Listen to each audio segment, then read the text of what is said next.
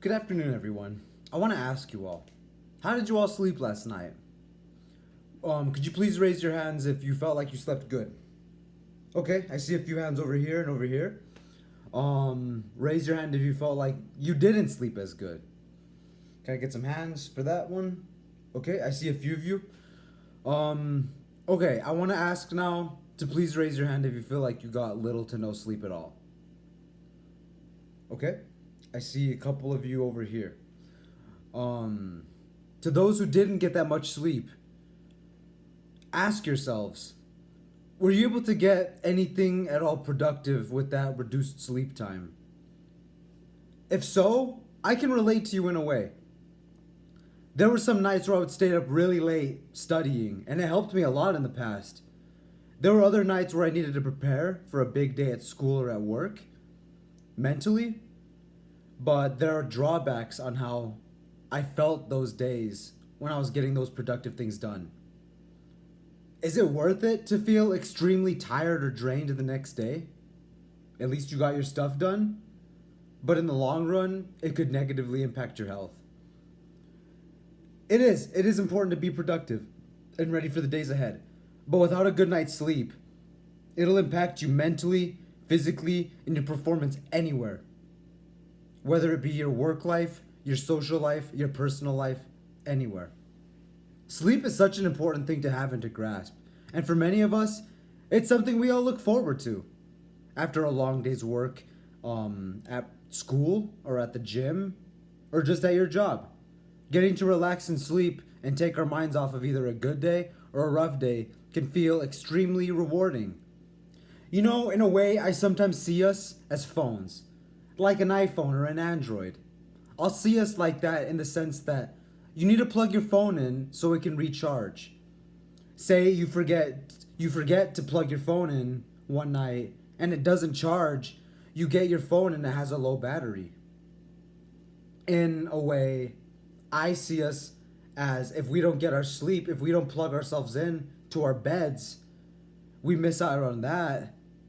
Our batteries are going to be low and we're going to be drained and we're not going to be able to function as properly as our phones, like how they're on 100%. It applies to us too. Sleeping is our way of recharging and healing. And it also feels like it's a great escape for some of us.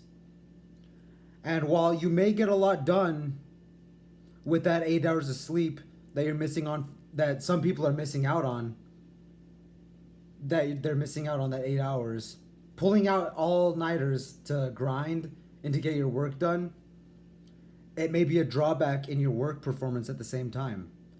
Did you know sleep reduction reduces highly with your performance and your alertness? Reducing your sleep by even just an hour and a half can raise your amount of feeling tired and unaware by as much as 30%. When we fall asleep, those alertness and performance centers in our brain, they switch to a resting state and begin working on biological, physical processes that our body and our minds vitally need.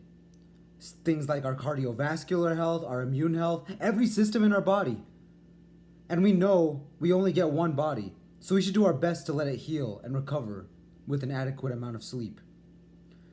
The amount of sleep that you should get depends on your age mostly. While infants and school-age children need the most amount of sleep, ranging from all the way to about 14 to 17 hours of sleep a night, and the older adult needs actually a lot less, ranging from 7 to 8 hours of sleep. The average adult should get 7 to 9 hours of sleep and they'll be okay.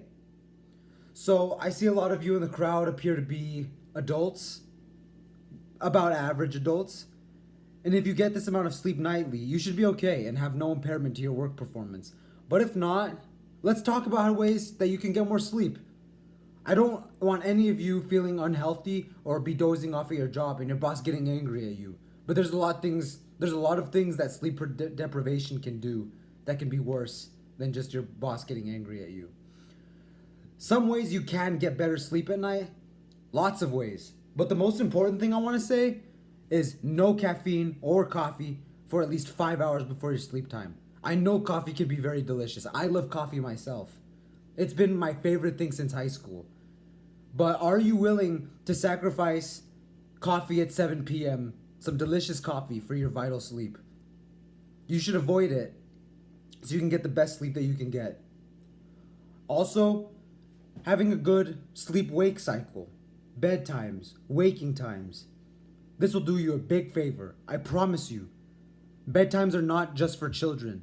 They're for adults. They're for all ages. I can attest to this. But if all else fails, even if you avoid caffeine before bed, or you set a sleep time and a wake time, you can always take melatonin. It's shown with studies that it can be very helpful in sleep induction. But if you're going to start a medication like melatonin, you should always check with your doctor first to make sure it's okay for you.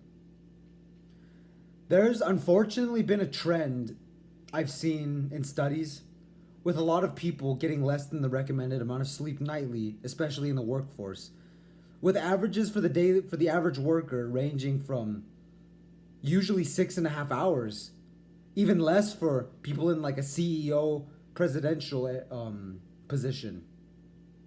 So that lack of attentiveness and alertness in the average employee can cause a reduction in money produced from the worker, which is not as important as it leading up to workplace injuries in certain jobs.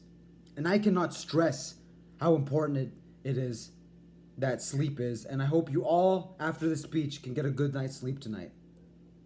If hearing this isn't enough for you, though, sleep deprivation can actually lead to your early death. I'm sorry if this statement scares some of you, but if you cannot rest your vital organs chronically, then eventually it can lead to having a higher risk of developing diseases such as heart disease and an increased risk of obesity. Also, the risk of getting into a fatal traffic accident or having a workplace injury due to lack of attentiveness and alertness is also increased. I don't want any of you here experiencing an early death, so let's work together in getting a better night's sleep.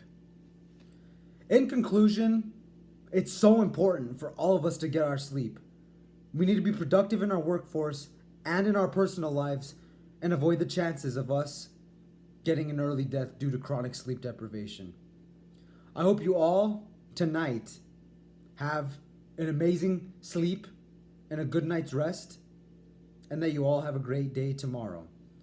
But if I could add anything else, please do not drink your coffee after 5 hours before your bedtime. So important. I know it's delicious. Some people don't like coffee, but I do.